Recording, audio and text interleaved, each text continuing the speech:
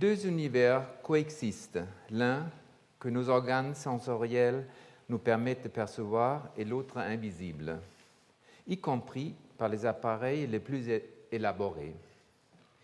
Il est clair que ce que nous est perceptible ne représente qu'une infime partie de l'existant et que ce qui concerne les quelques éléments prétendument réels, nous devions admettre que nos impressions subjectives ne s'accordent pas à la réalité que l'on considère comme objective. Le problème réside dans notre propre perception, c'est-à-dire notre faculté à distinguer l'image dite réelle. La clarté et l'obscurité n'étant pas des propriétés de l'univers, mais des sensations visuelles. Sans le regard que nous portons sur lui, le cosmos existerait-il ? La lumière, c'est-à-dire des ondes électromagnétiques, percute la rétine, produisant des images différentes chez les animaux qui captent d'autres fréquences. À partir de la rétine, les ondes s'acheminent vers le cerveau et du fait que le passage de la rétine au cerveau demeure un phénomène non élucidé, le mystère perdure quant à la façon dont les images se forment. Par ailleurs, nous savons que notre œil ne réagit qu'à une infime partie des innombrables ondes électromagnétiques et différentes longueurs qui nous entourent. Une fois ces ondes captées, notre cerveau les traduit en impressions visuelles, en ombre et en lumière. Ni clair ni sombre, l'espace interstellaire est ainsi perçu par notre cerveau, car de fait, ce que nous voyons n'est qu'un attribut réel du monde extérieur. Ce qui signifierait que nos organes sensoriels ne reproduisent pas le monde tel qu'il est, ils ne font que l'interpréter. Cela incite certains chercheurs à considérer que le monde extérieur, objectivement, n'existe pas et que ce que nous percevons n'est qu'une invention de notre cerveau. Je me souviens de ma surprise, de ma perplexité lorsque j'entendis pour la première fois évoquer l'hypothèse selon laquelle il est impossible de faire la preuve d'une réalité extrasubjective, ni de son contraire d'ailleurs.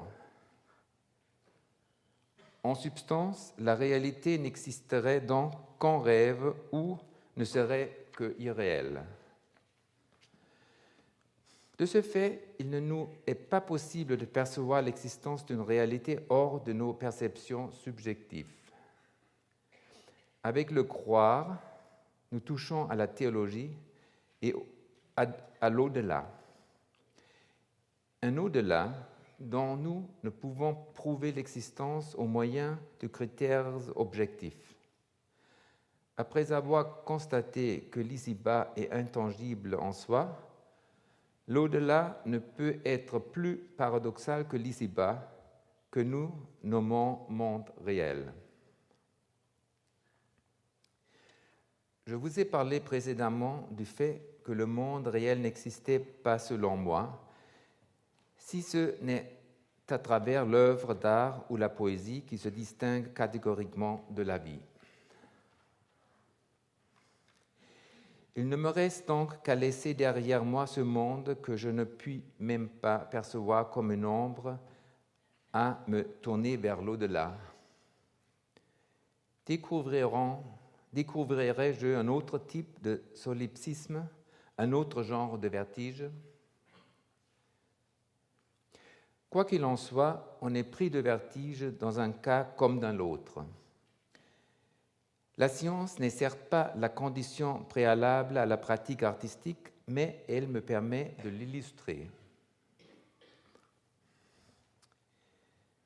Nous avons déjà évoqué la recherche fondamentale en physique, en astronomie, en histoire. Aussi aimerais-je aujourd'hui vous parler de la théorie de l'évolution.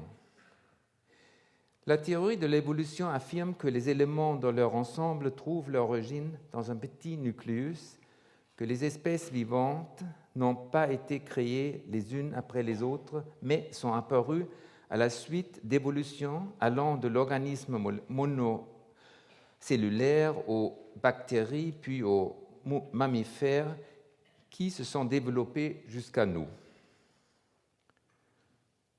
Je me garderai ici d'affirmer que nous sommes la quintessence de la création, car je suis personnellement persuadé qu'une autre espèce que la nôtre, ayant atteint un niveau de développement supérieur, pourrait évoluer quelque part dans le cosmos.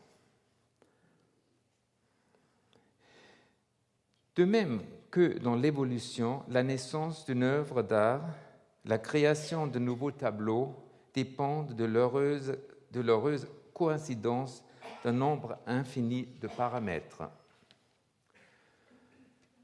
Alors que, pour qu'apparaisse une nouvelle espèce, 3 conditions préalables sont requises: le hasard, les variations et la sélection. Dans un premier temps, tout est possible. Le hasard, tout comme le jeu de la génétique, qui, par diverses mutations, génère un nombre infini de résultats qui ne sont dans un premier temps que des potentialités. La sélection décidera ensuite laquelle des variantes s'imposera répondant aux conditions de la survie. Seul un petit nombre subsistera. Certaines espèces qui avaient survécu disparaîtront tout à coup du fait de leur incapacité à s'imposer ou parce qu'elles sont anéanties par une catastrophe naturelle de l'ordre de la chute d'une météorite, d'un changement climatique, etc. En me plongeant dans la théorie de l'évolution de Darwin et de la sélection, j'ai constaté qu'elle illustrait précisément ce qui produit lors de la naissance d'un tableau. Ayant pour but de créer une œuvre, le peintre trouve face à une toile blanche sur laquelle le vide ne doit pas subsister. Le blanc, la page non écrite, la toile appellent à quelque chose d'autre. Le rectangle et ses limites ne lui conviennent pas puisqu'il n'exprime qu'un détail un détail et non la profusion. Il ne correspond pas à son désir d'infini, de totalité, ce qui place l'artiste dans une situation d'attente. Jusqu'à ce qu'une sorte de choc ait lieu, provoqué par un événement imprévu, une atmosphère, un poème, que sais-je. Observons les analogies entre l'évolution et l'art. D'abord, les variations. Une chose vient à l'esprit qui vous engage à faire. Une chose qui, de l'avis de l'artiste, est la traduction d'un choc d'une manière ou d'une autre. Comment alors les premiers tâtonnements, le manque d'assurance, le choix des matériaux mis à sa disposition, les couleurs, les substances, les objets, les procédés, afin que l'action advienne? Après, c'est le hasard. Le hasard fait que l'on dispose de ceci ou de cela en fonction du lieu où l'on se trouve et du moment. Ce « où » ne relève pas uniquement d'une donnée spatiale, il peut avoir également une signification temporelle, c'est-à-dire révéler un certain moment, celui où l'on se trouve alors dans la vie personnelle ou au regard de l'histoire de l'art. N'oublions pas que l'artiste joue dans les carrières de l'histoire, là où plusieurs gènes se rencontrent, communiquent, s'unissent ou s'excluent pour former de nouvelles combinaisons aux variations infinies. Il ne s'agit pas de parthénogenèse, mais de rencontres dont les combinaisons les plus contradictoires s'avèrent être les plus productives. Après, c'est la sélection. La sélection arrive au moment le plus difficile, le plus pénible, celui où il faut choisir, écarter, sélectionner. Un grand nombre de choses passent alors à la trappe. Les ébauches les plus prometteuses sont parfois abandonnées Et souvent, une fois le choix opéré, on déplore dans l'instant ce qui a été perdu. On peut baisser un peu la lumière? Vous voyez? On peut baisser un peu la lumière? Ah, voilà. Ça, c'est Lydia Delektorskaya, muse et modèle de Matisse, était entre autres chargée d'effacer à la térébenthine les détails du tableau que l'artiste souhaitait supprimer, les repentir en quelque sorte. Nous la voyons sur cette photo accomplir sa tâche. En matière d'évolution, le processus sont apparemment plus simples.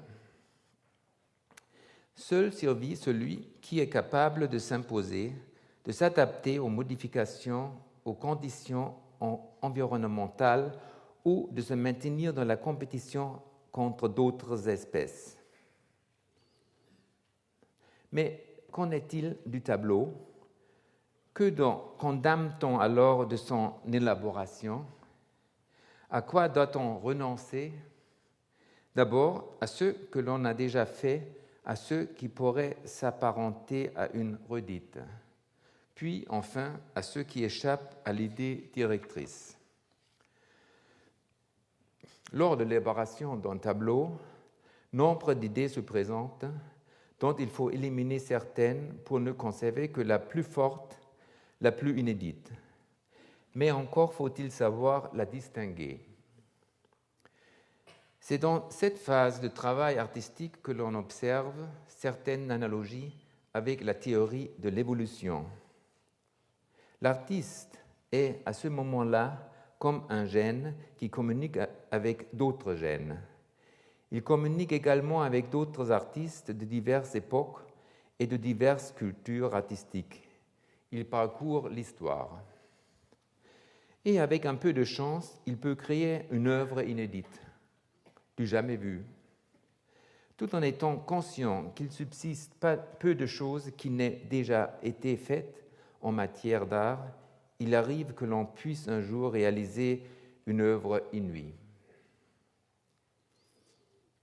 Mais revenons au thème de l'évolution sans perdre de vue son analogie avec l'évolution d'un tableau. Notre conception du monde effleure la réalité selon certaines théories évolutionnistes. Prenons l'exemple du coq, dont on excite une zone précise du cerveau au moyen d'une électrode afin qu'il adopte une attitude défensive. Il s'imagine alors être en présence d'un ennemi invisible, un ennemi de fait qui lui a été implanté. Il existe donc un programme inné dans le cerveau du coq au programme qui était déjà présent dans l'œuf fécondé d'où sortira le poussin. À l'instar du coq, l'homme possède des connaissances innées qui l'accompagnent dès sa naissance et ne sont en aucun cas le fruit de son expérience propre. Chaque adaptation illustre une des caractéristiques environnementale à laquelle succède une autre adaptation, participant de la perception du monde qui nous entoure. Ainsi, selon Konrad Lorenz, les ailes de l'oiseau sont l'illustration de l'air, tant comme les nageoires du poisson, celles de l'eau. Car la vie en soi n'est qu'un processus d'acquisition de connaissances. Mais comment se fait-il que le coq possède une connaissance innée du monde réel? Pour la raison simple que le processus d'apprentissage n'a pas été accompli par un seul animal, mais par son espèce au cours de l'évolution. On assiste là à l'adaptation génétique à l'ennemi. Et l'on est en mesure de se demander pour quelles raisons les formes de connaissances que nous possédons a priori, dès notre naissance, sont ajustées au monde réel. Toutefois, chaque adaptation illustre une partie du monde réel. En revanche, l'art et son évolution dépassent le particulier. L'évolution est irréversible. Elle ne peut revenir en arrière, au contraire de l'art. C'est pour cette raison qu'en se développant, l'art peut régresser, opérer des retours en arrière vers d'autres périodes de son évolution en s'inspirant par exemple des peintres rupestres ou en s'intéressant aux arts premiers comme l'ont fait les cubistes. Dans le même ordre d'idées, la perspective inventée à la Renaissance a depuis lors été souvent délaissée par la plupart des artistes.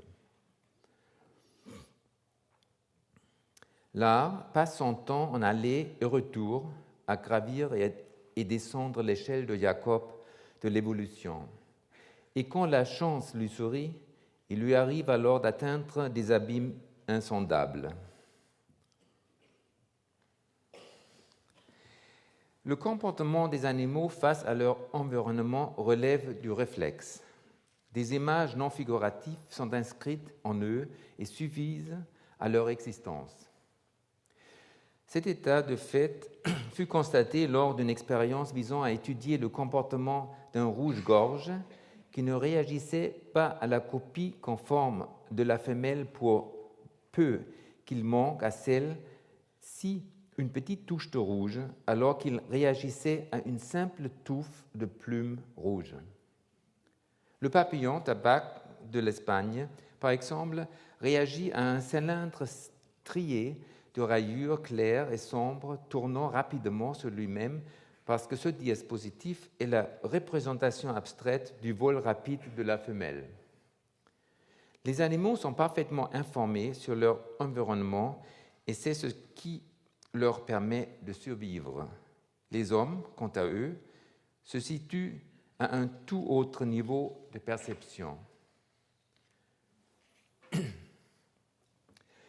Le méta-niveau des papillons est supérieur à celui d'une tique, car les tiques n'ont besoin de reconnaître que deux choses, les odeurs et les hausses de température. Elles fondent sur les mammifères dès qu'elles reçoivent ces deux informations, résumant ainsi leur univers à deux perceptions. Le coq pourrait se sentir bien supérieur à la tique et nous ne saurions lequel du coq ou de la tique est fondamentalement supérieur. Le coq pourrait se sentir bien supérieur à la tique et nous ne saurions lequel du coq ou la tique est fondamentalement supérieur. En effet, l'homme n'est pas conscient de la prépondérance du coq sur la tique. L'adaptation nécessaire à la survie n'est donc pas encore l'illustration du monde réel. La survie et la connaissance répondent de ce fait à deux phénomènes très distincts.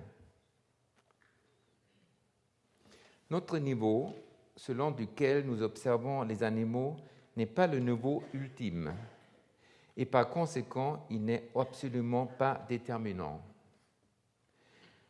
Pour quelle raison, en effet, l'homme devrait-il être l'ultime étape de l'évolution ? Pour quelle mystérieuse raison l'univers, après une évolution d'environ de 14 milliards d'années, devrait-il être parvenu à son terme ? L'écart entre le comportement d'une tique et notre cerveau nous semble vertigineux.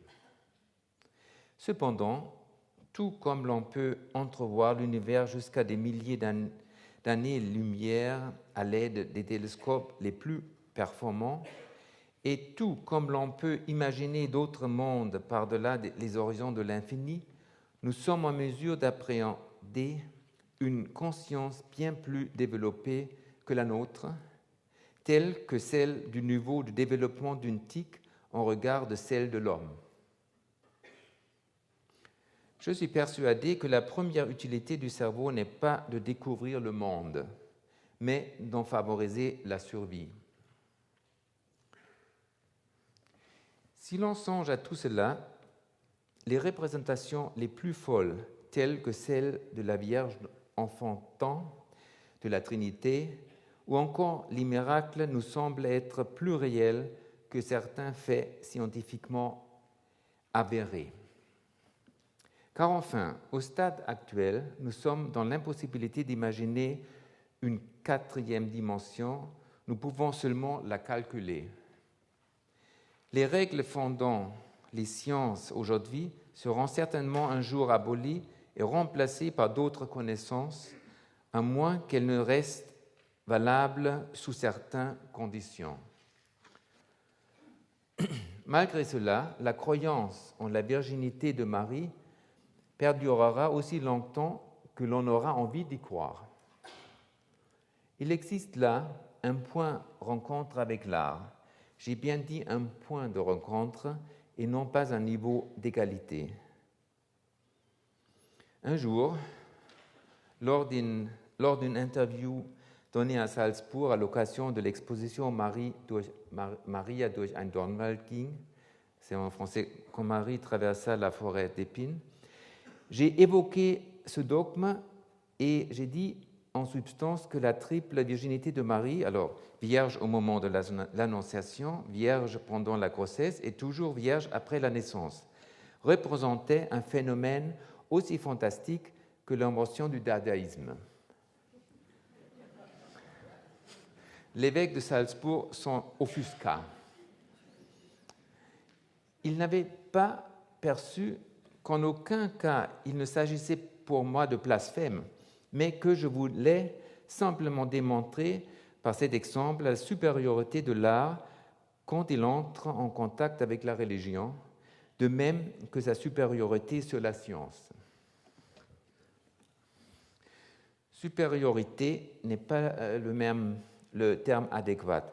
Il vaudrait mieux parler ici de son métaniveau qui lui permet de rejoindre de nouveau la théorie de l'évolution. L'art n'est pas une superstition. On a cru pouvoir affirmer que tout ce qui n'était pas vérifiable n'était que pure superstition.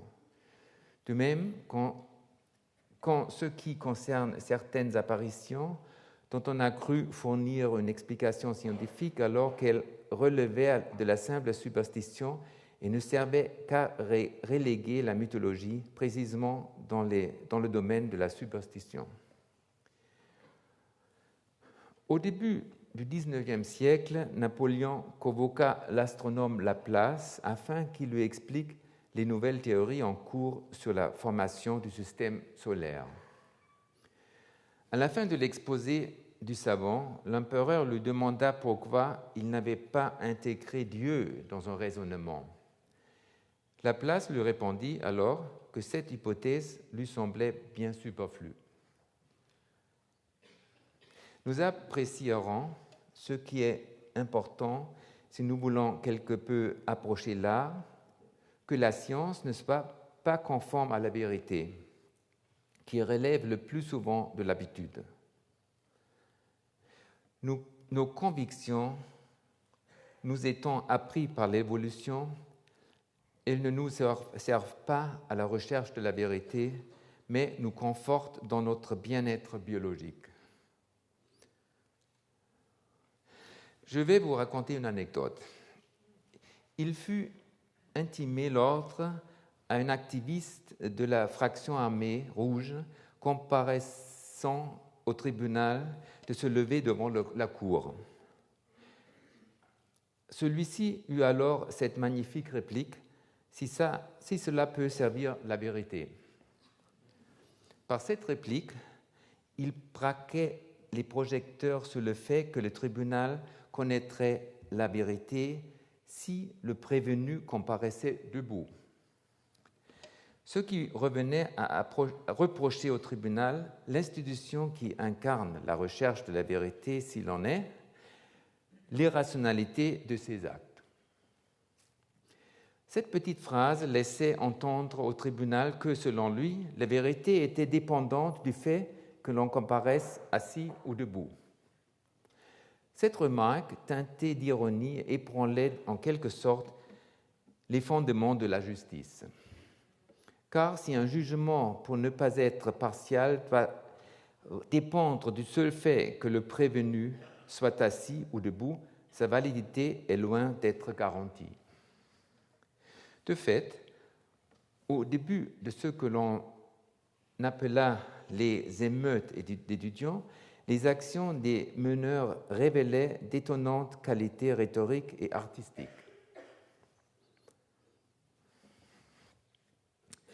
Qu'un accusé se présente debout ou assis devant le tribunal est un sujet récurrent. Par exemple, dans le film Miral de mon ami Julian Schnabel, une terroriste palestinienne est par 2 fois condamnée à la prison à perpétuité. Et quand, au moment du verdict, elle refuse de se lever, on lui ajoute une autre condamnation à perpétuité. Ce qui fait non plus 2, mais 3 condamnations à perpétuité.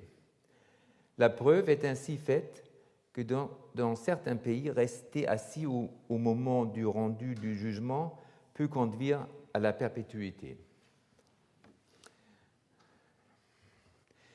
Le philosophe Wittgenstein pensait qu'il est nécessaire de taire ce qu'on ne peut pas exprimer clairement.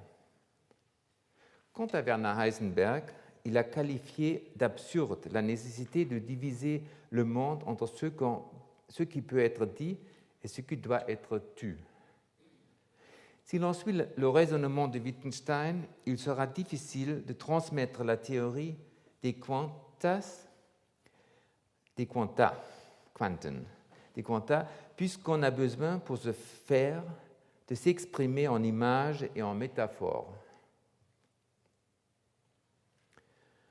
Pour ma part, à l'école, je n'étais pas très bien en mathématiques, ni en algèbre, ni en physique, mais je réussissais malgré tout à saisir ce qu'elle avait d'artistique par-delà l'obscurité des traités. Mon univers quotidien est pour une grande part moins réaliste que celui de l'art. Mon activité artistique est profondément régie par la recherche, l'obsession de la précision et de la perfection provisoire qui va à l'encontre des vérités positivistes.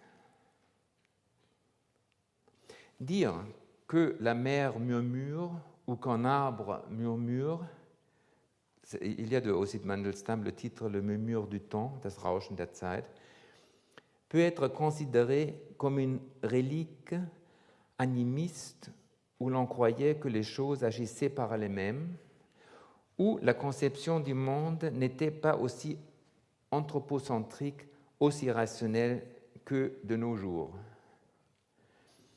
Comme il m'arrive de le dire parfois, je ne pense pas que l'homme soit absolument le centre de la création. Lorsque j'appelle la nature à l'aide, quand j'admets que le matériel peut être porteur d'idées, cela revient à admettre que le poète se laisse guider par le langage qui ne sert pas uniquement à décrire, mais qui détermine également notre pensée. Lorsque nous disons que la mer murmure, nous conférons aux choses un centre qui leur est propre.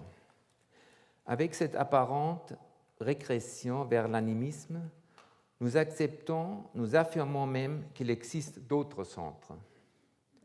Nous faisons abstraction de notre identité, non seulement de notre identité personnelle, mais aussi de notre identité humaine, nous qui sommes la quintessence de la création, nous nous effaçons ou, plus précisément, nous donnons l'impression d'être partie intégrante d'un tout invisible qui sait et advient partout.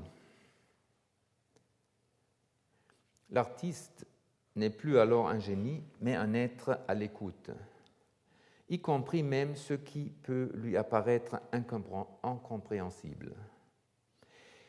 Il est celui qui s'expose, celui qui se défie de tout, qui s'abîme et qui se perd et qui s'est perdu sans jamais l'être vivant, vraiment. Jadis, on concevait la création à partir du néant. Le monde existait et se maintient tel qu'il avait été créé.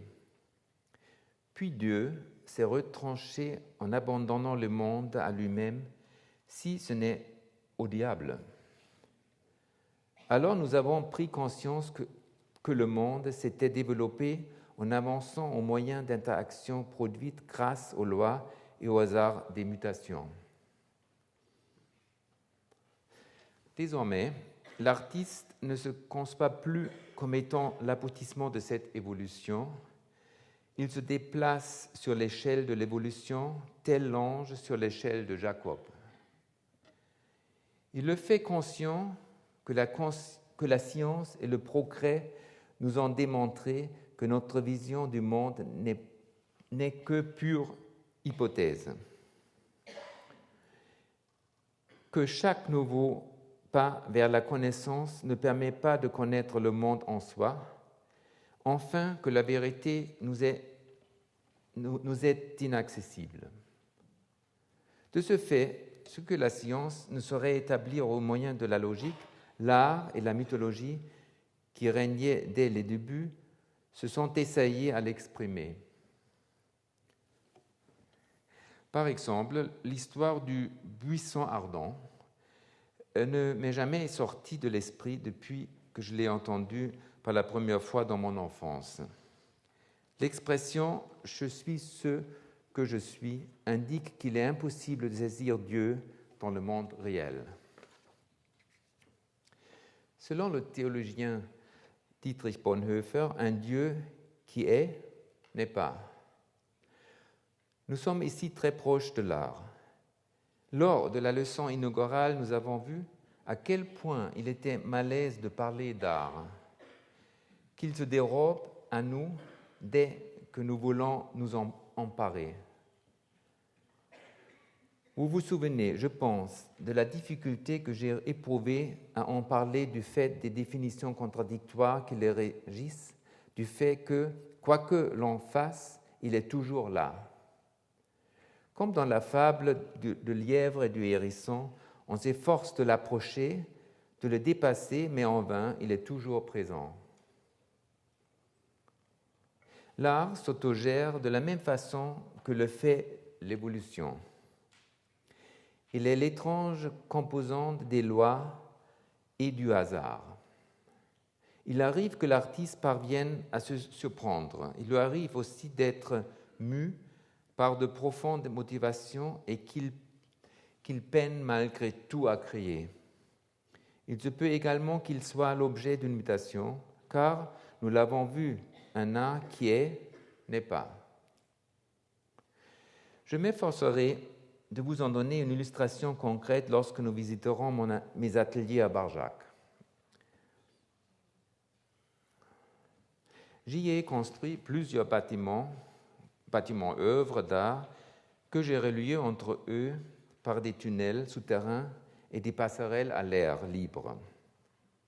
L'idée initiale étant que l'on oublie ce qui s'y passe dans les intervalles, comme nous le verrons lors du cours consacré au La vie, ma destinée de Victor Hugo. C'est la prochaine fois. Les œuvres qui semblent sortir ainsi du sol transcendent le domaine du matériel, de l'ici-bas, afin de créer un espace vide qui me permette à la création de se développer.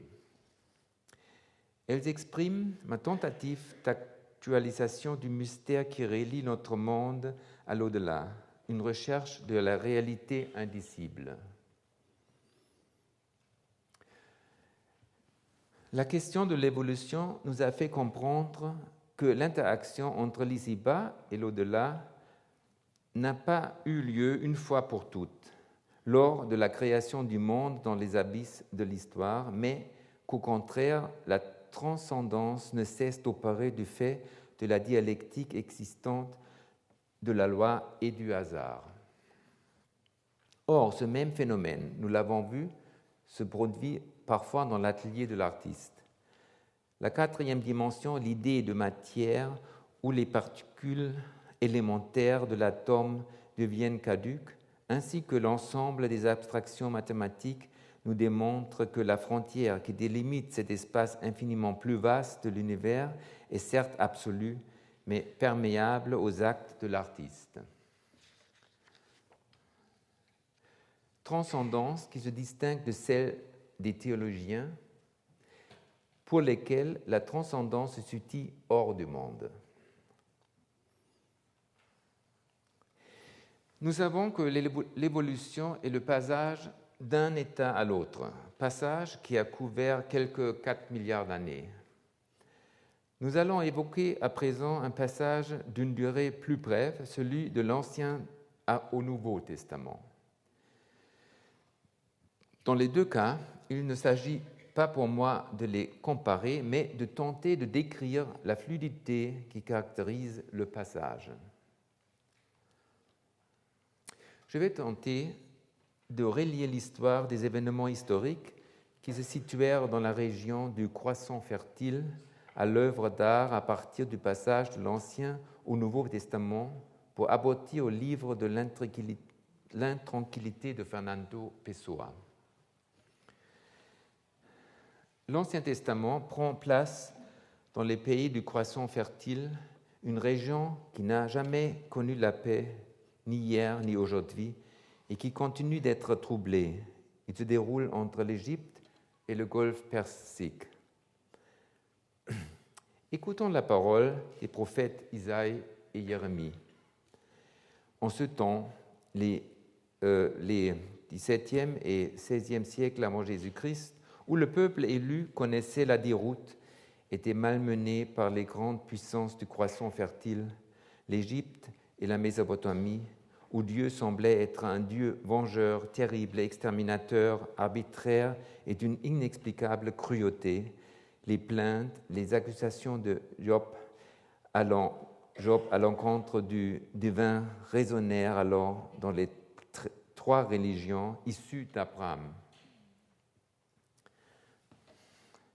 Les différences sont grandes entre l'histoire reconstituée par les archéologues et celle que nous livre l'Ancien Testament. Ne serait-ce qu'à travers les villes conquises par David et qui, pour la plupart, n'existeraient plus, avaient déjà disparu ou, comme Jéricho, n'étaient pas encore nées. Or, cet espace intermédiaire entre l'histoire et sa narration, l'œuvre d'art est particulièrement intéressant. Et il nous faut alors envisager les décombres de l'histoire non pas comme une fin, mais comme un commencement. L'œuvre d'art elle-même est un commencement, un saut, une avancée, même si elle est voilée ou que tout ce qui advient a déjà été franchi. Le commencement dissimule la fin qu'il recèle en lui. Répondant à un étrange métabolisme, l'Ancien Testament est régi par ses propres lois formelles qui semblent en ronger la substance de la vérité historique. Il est ici question de l'espace transcendantal entre les deux, à savoir l'Ancien Testament et la véritable histoire. On pourrait démonter la ville de Jéricho, pierre à pierre, déceler les mouvements et les traces d'un tremblement de terre qui permettra de la localiser au moment de sa chute, mais jamais on ne nous serait restitué la musique, la sonorité de ces trompettes. Or, c'est bien la musique, la poésie qui accompagnèrent sa chute dont on perçoit les répercussions encore aujourd'hui en Palestine. Cela démontre, si c'était encore nécessaire, que la mythologie ne peut être comprise comme un simple mode d'emploi. Il nous faudrait davantage de temps que nous n'en disposons pour développer, par exemple, le thème des désastres que peuvent provoquer les mythologies mal interprétées ou leur mauvaise utilisation au même titre que celle de l'art. Compris sous l'angle de l'œuvre d'art, l'Ancien Testament contient des réflexions sur le rôle de l'artiste, puisqu'il traite de prophètes qui, au même titre que les artistes, se trouvent à l'intersection de l'absolu et du factuel. Chez Jérémie et Isaïe, les perspectives d'un commencement prometteur existent toujours. Messagers du divin, ils traversent les frontières en tous sens, d'une rive à l'autre, au contact des hommes et du peuple. Jérémie symbolise l'artiste dont l'œuvre fut inspirée par un choc produit par les paroles de Dieu qui lui brûlent la bouche et dont il ne comprend pas le sens dans un premier temps. Paroles vagues et floues qui, au risque de devenir l'illustration du choc ressenti, ne sont comprises qu'après avoir été prononcées. Paroles qu'il compare alors avec l'existant et qui lui font percevoir l'incommensurable distance qui le sépare de ses semblables, distance infranchissable, lui semble-t-il du simple fait qu'on ne peut le comprendre. Le passage semble impossible, le doute s'empare de lui. Souvent, il se cache, trouve la charge trop lourde et fuyant Dieu qui l'accuse de trahison. Le prophète, l'artiste, est pris entre deux extrêmes. D'un côté, il est puissant par l'autorité que Dieu lui confère, lui permettant de tenser les rois qui les craignent, car n'est-il pas l'unique intermédiaire entre l'indicible et le monde? Et l'instant d'après, il peut être jeté dans la fosse à pourrin et ne plus exister au regard des hommes et à ses propres yeux. Je cite de mémoire le journal de Paul Valéry qui, à certains moments, ne s'estimait plus, alors qu'à d'autres moments, il pensait être ce qu'il est vraiment ou beaucoup plus encore. L'artiste est par essence un être doté d'un avenir qu'il porte en lui dès sa naissance. L'artiste est le réceptacle vide dans lequel Dieu dépose sa parole.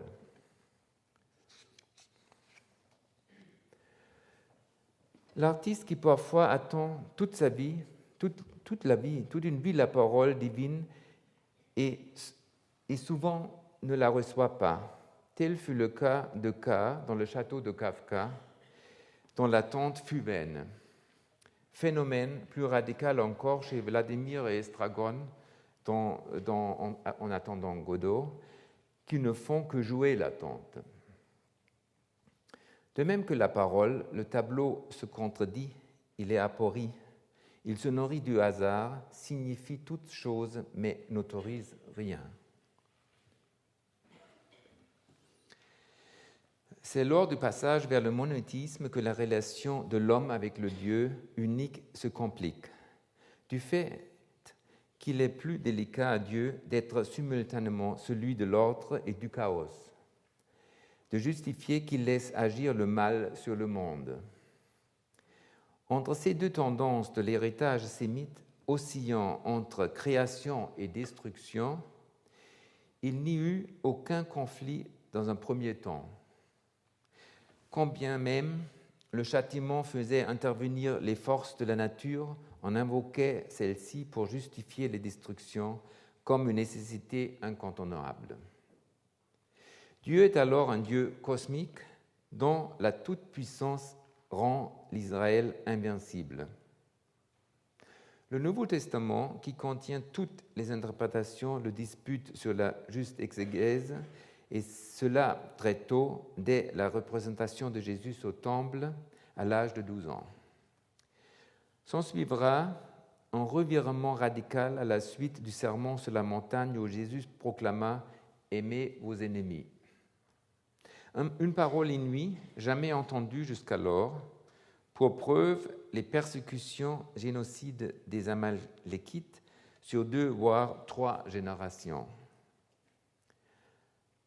Après la transition consistant en la tentative de faire passer le Dieu local en Dieu universel, Dieu cessa d'être le seul Dieu des Juifs pour devenir le Dieu de tous les peuples. En déclarant « Aimez vos ennemis », Jésus, Dieu, retirait sa position privilégiée au peuple élu sa parole valant de ce fait pour tous.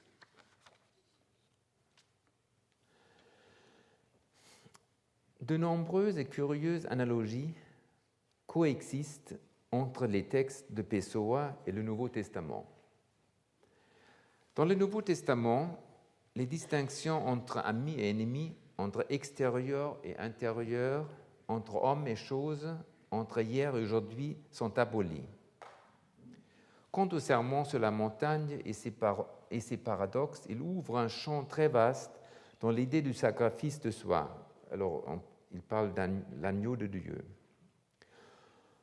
On peut l'exprimer différemment du fait que plus personne ne partage, ne différencie, ne menace, ne confirme, ne récompense, ne châtie.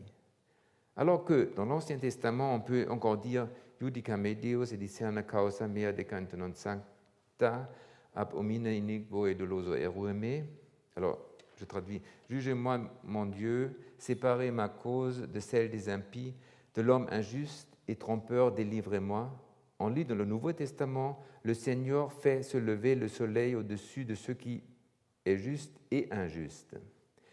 La différence est donc très grande entre les deux testaments. Dans le Nouveau Testament, la transition représente un passage dynamique qui lance des défis tant à la société qu'au monde politique, alors que chez Pessoa, les passages sont figés. Comme atrophiés, ils ont cessé d'être. Le passage d'un Dieu exclusif à un Dieu généraliste rend sa parole divine et ses actes plus difficiles à percevoir du fait de son élargissement qui tend vers l'abstraction ou de la diversité de ses alliances avec les peuples. De fait, avec ce nouveau Dieu, le soleil brille indifféremment sur la justice ou sur la justice ou l'injustice, et le vent souffle là où bon lui semble.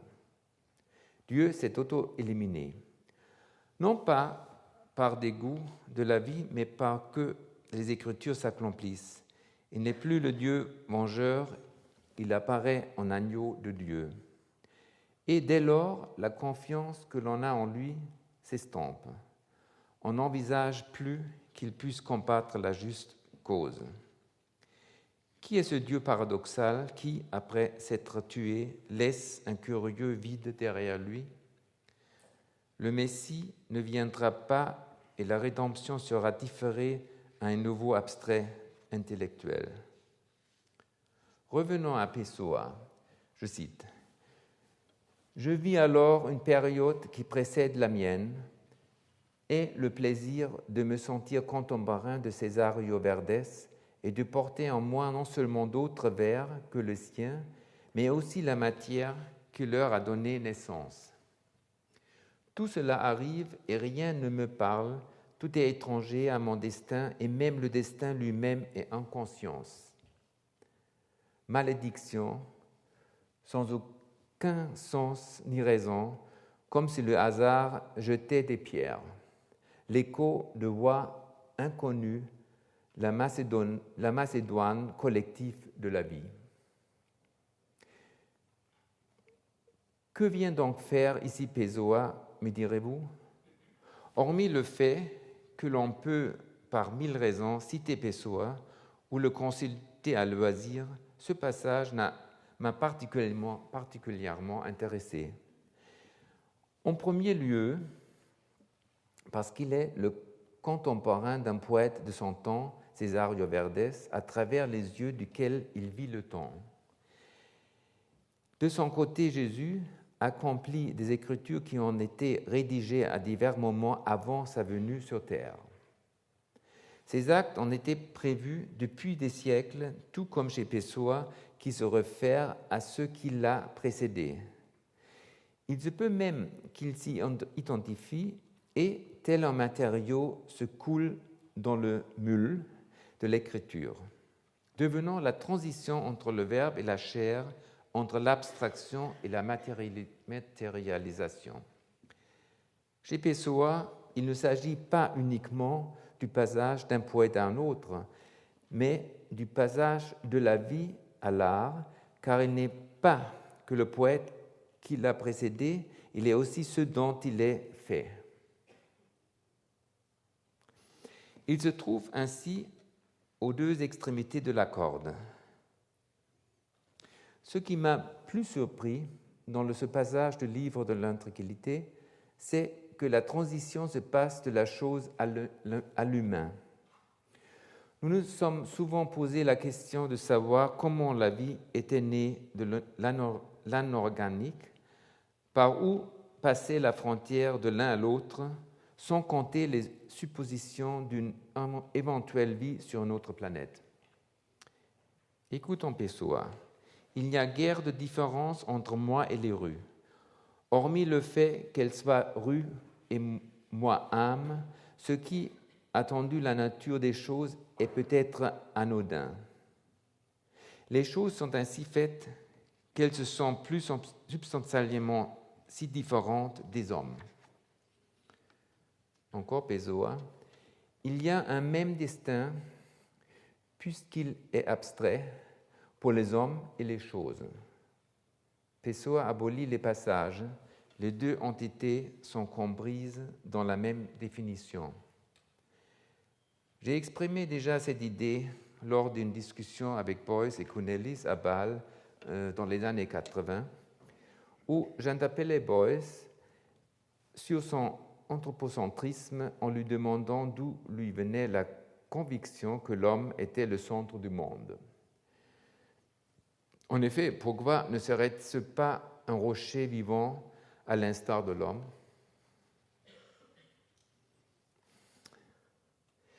Un autre passage qui exprime la différence abolie entre l'extérieur et l'intérieur chez Pessoa, c'est ça. La mère conscience que tout est un sentiment qui m'est propre en même temps que c'est l'extérieur à moi et que je n'ai pas le pouvoir de transformer les choses. Ses rêves semblent se dérouler hors de son corps, comme un tramway tournant au coin d'une rue.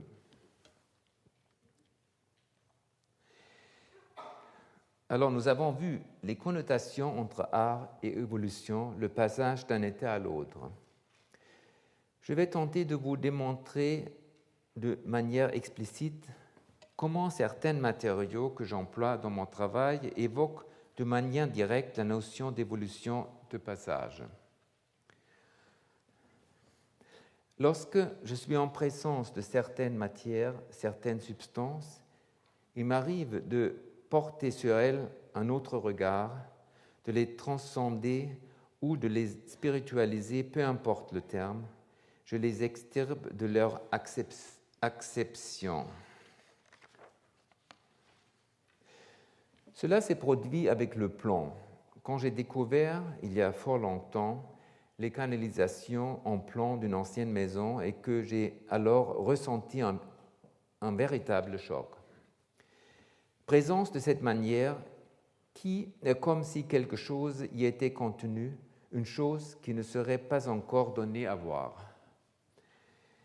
Cette apparition, mon attirance soudaine pour cette substance m'était impossible à verbaliser. Mais une chose étant certaine, j'étais en présence d'un matériau qui me semblait dépasser les limites infranchissables de notre réalité. Dépasser n'est pas le mot juste parce que trop matériel, trop mécanique. J'évoquerai davantage un sentiment encore inconnu, susceptible d'ébranler nos certitudes dans le domaine de la connaissance. En y réfléchissant, je constatais que je n'étais pas seul à m'intéresser au plomb, mais que les alchimistes, les rosicruciens, s'en étaient épris avant moi, sans compter les artistes florentins du Quattrocento sous le signe de Saturne et de la mélancolie. En représentant le premier stade de la transformation des métaux en or, le plomb peut prétendre symboliser le développement, l'évolution. Bien que très lourd, il n'est pas rigide, morbido, on dit en italien. Il se situe début de la il se situe au début de la transsubstantiation et le fait qu'il se liquéfie à faible température vient confirmer cette appréciation. Il me semble avoir possédé ce savoir sur ce métal avant même de m'être intéressé aux sciences et à la littérature spécialisée. Il ne s'agit donc pas chez moi d'un savoir acquis. Le plomb est une substance qui, pour je ne sais quelle raison inexplicable, recèle une étincelle de lumière, une étincelle qui semble appartenir à un autre monde, un monde qui nous est inaccessible. De même que, lorsqu'enfant, j'ai entendu pour la première fois la légende du Graal à la radio et que je fus ainsi d'une inextinguible nostalgie à la découverte de ces terres lointains et magiques, j'ai eu la même émotion à la vue du plomb et des étincelles de lumière qu'il contenait. Le gnostique Valentinus recourt à une étrange métaphore pour exprimer la fin du monde.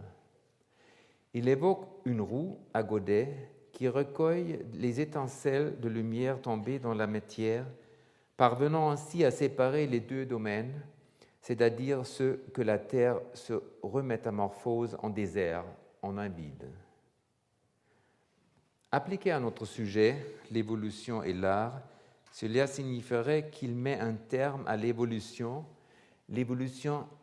inhérente au monde, comme il convient à un gnostique ou aussi à un manichéen, à savoir penser que la transcendance n'est pas abolie par la conscience de la vérité, mais qu'il y a séparation radicale entre la lumière et l'obscurité.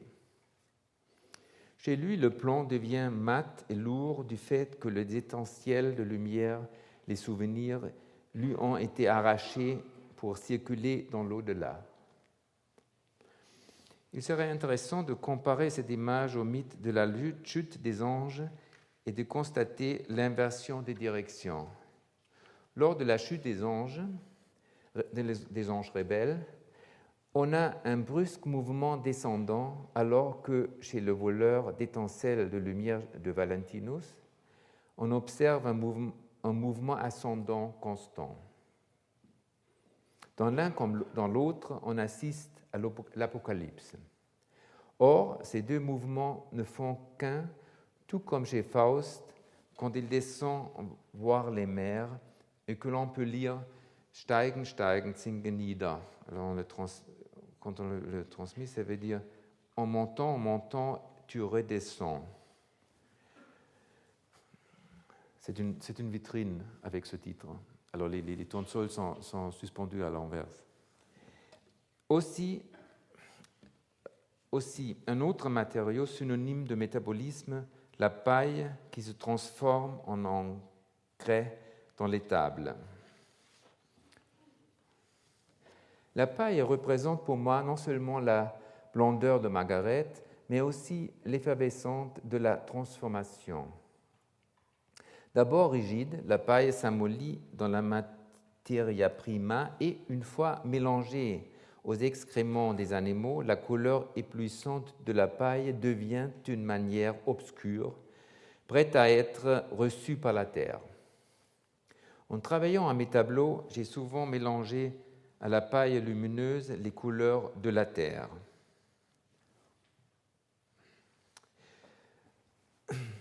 Le sable, au même titre que le plomb ou la paille, possède pour moi les mêmes qualités de matériaux transitionnels.